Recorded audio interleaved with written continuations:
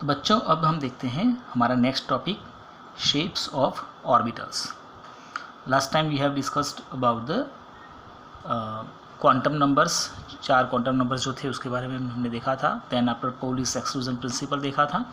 Now the next point our is shapes of orbitals. तो यहाँ पर हम देखेंगे पहले तो श्रोडिंगर का जो इक्वेशन था, शायद आपको याद होगा वो, उसमें हमने 2 चीज़ देखी थी। एक था साई, जिसको मैंने कहा था it's just a wave function which does not have any physical significance, and the psi square is the probability of finding electron per unit volume. So यहाँ पर हम 1s ऑर्बिट की बात करेंगे। 1s ऑर्बिट के बारे में मैं बात कर रहा हूँ अभी।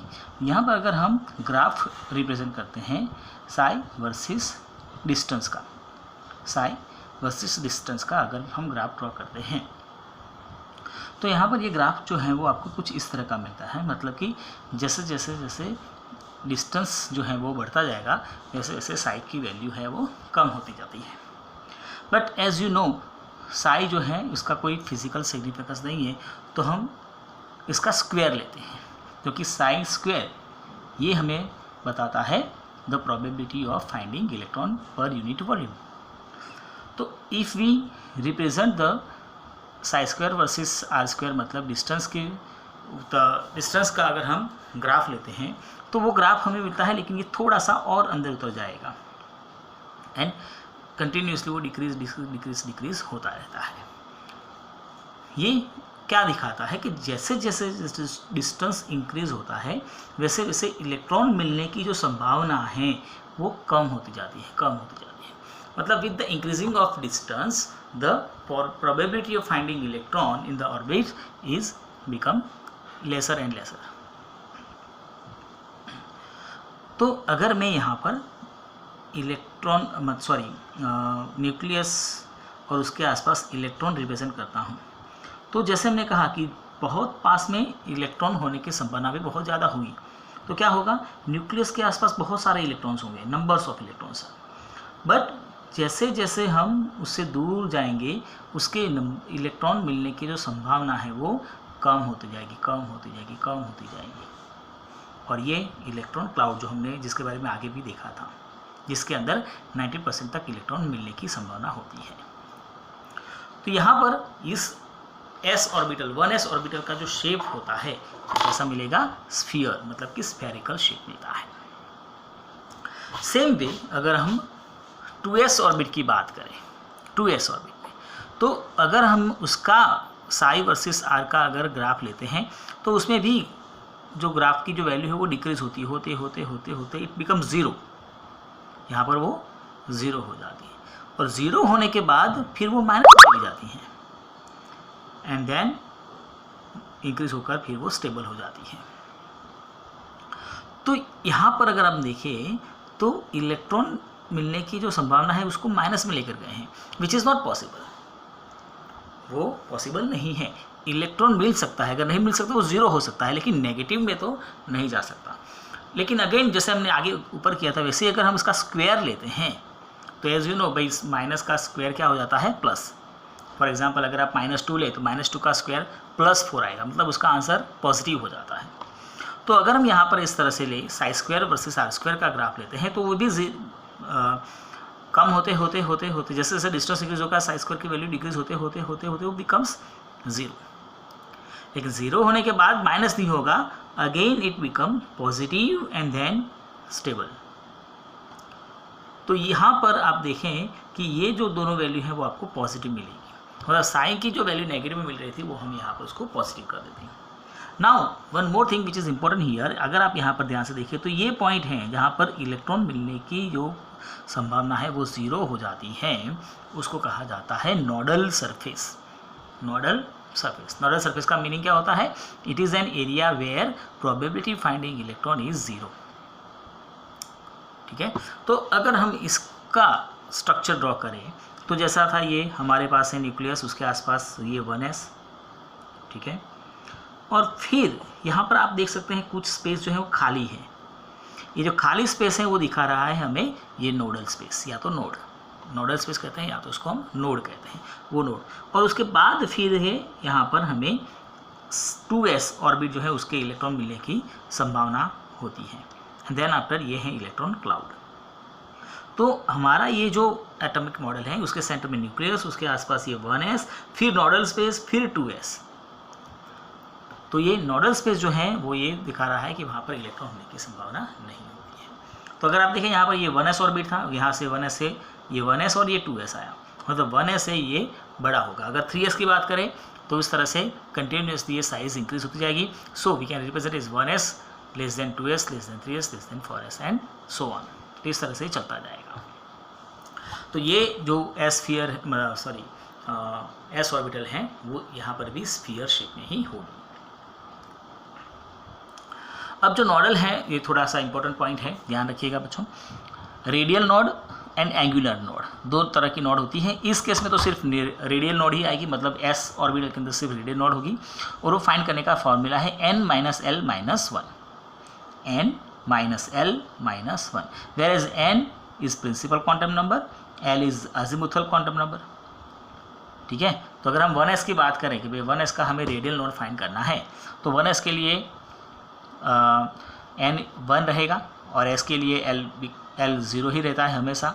रिमेंबर s के लिए s जो होगा उसके लिए अजीमुथल क्वांटम नंबर 0 ही रहता है, तो वो 0 आएगा, -1 मतलब 0।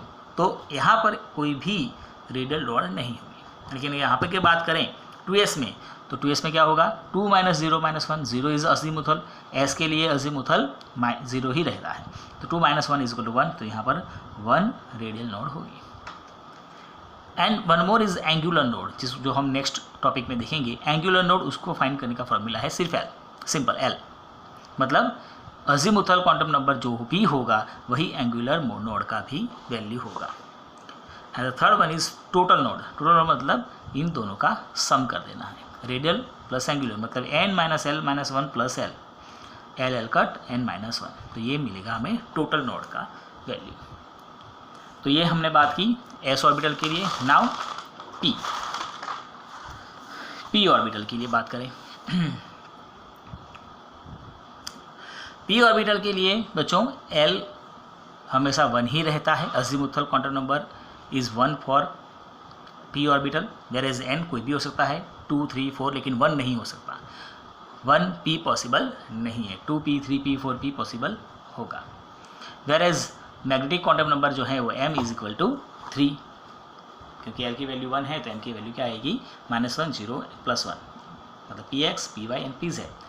तो यहाँ पर px, py, pz है, मतलब यहाँ पर 3 ऑर्बिटल्स जो है, सब ऑर्बिटल्स, उसका मतलब कि ओरिएंटेशन जो है वो 3D में होगा। शेप की बात करें तो shape of p orbital is dumbbell shape का होता है, which is also known as 2 lobed structure. 2 lobed, ये 2 लॉब हैं, ये 1 और ये 2, मतलब 2 लॉब्ड स्ट्रक्चर भी कहा जा सकता है, या तो फिर हम उसको डम्बेल शेप ही कहते हैं। तो यहाँ पर भी हम ये x, y एंड z ये 3 ओरिएंटेशन ड्रॉ कर लेंगे पहले, ठीक है। फिर px, py एंड pz, तो ये px हैं, ये जो है आपको दिख रहा है डॉट, वो है नोडल सरफेस, ठीक है। देन आफ्टर यहाँ पर देखें ये py एंड ये pz, ठीक है, ये है हमारा नोडल सरफेस। अब तीनों को हम एक साथ अगर रिप्रेजेंट करना चाहें तो ये रहा px, ये रहा py एंड ये रहा हमारा pz, ठीक है। अब एक px मतलब एक p ऑर्बिट के अंदर 2 इलेक्ट्रॉन आ सकते हैं, तो यहाँ पर 2 आएंगे, 2 यहाँ पर आएंगे और 2 यहाँ पर आएंगे, मतलब total 2, 2 and 2, total 6 electrons can accommodate into the p orbital. There will be 6 electrons into the p orbital. और यहाँ पर भी वैसा ही, मतलब कि वैसे जैसे प्रिंसिपल क्वांटम नंबर इंक्रीज होता जाएगा, उनकी साइज इंक्रीज हो जाएगी, मतलब 2p is less than 3p is less than 4p is less than 5p and so on.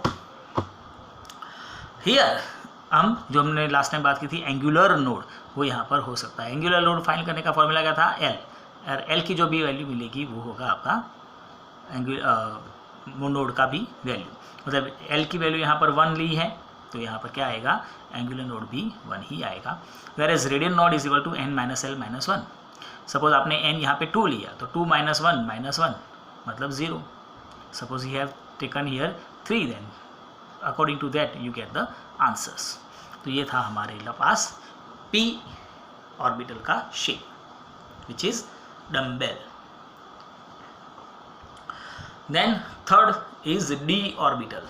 d orbital के लिए बच्चों n की वैल्यू 3, 4, 5 जो भी रहेगी, बट इट डज नॉट 1 और 2 नहीं हो सकती है.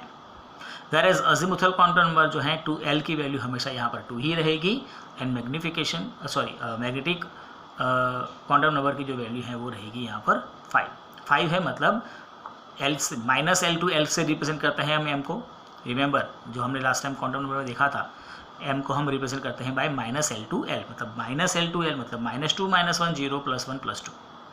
जबकि इसको हम -2 को dxy कहते हैं, -1 को dyz, 0 को dxz या तो dzx, +1 को dx² - y² एंड +2 को dz².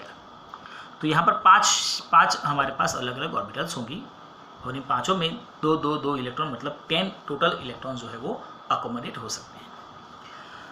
Shape of orbital is double dumbbell shape. यहाँ पर क्या होगा, ये यू कैन सी हियर, ये सिर्फ एक डम्बेल था, यहाँ पर 2 डम्बेल हो जाएंगे, तो डबल डम्बेल शेप कहते हैं.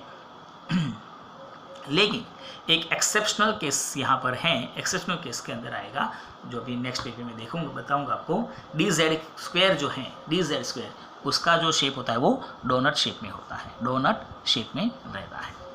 तो you can see here dxy, dyz and dzx मैंने रिप्रेजेंट किया हुआ है ये x y z के ऊपर.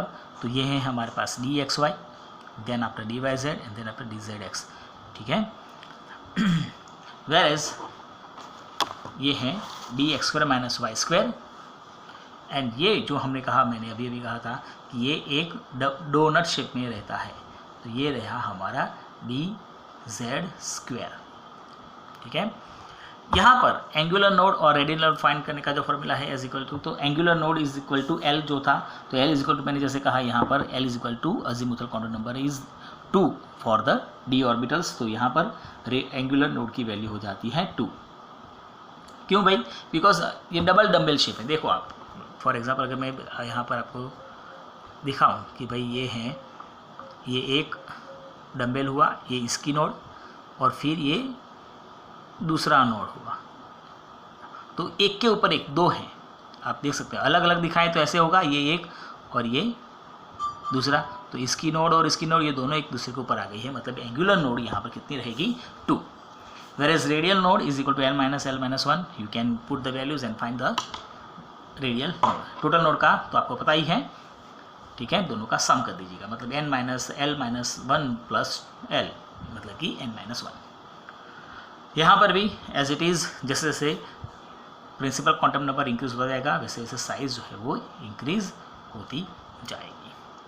तो ये था कुछ शेप के बारे में. तो जैसे मैंने कहा उस तरह से यहाँ पर हमारे पास s ऑर्बिटल के लिए स्फीयर शेप रहेगा, p ऑर्बिटल के लिए डम्बेल शेप रहेगा एंड d ऑर्बिटल के लिए डबल डम्बेल शेप रहता है. ये नोड्स वाला जो मैंने फॉर्मूला कहा था वो बहुत इंपॉर्टेंट है बच्चों. एंगुलर नोड के लिए हमारे पास l और रेडियल नोड के लिए n - l - 1.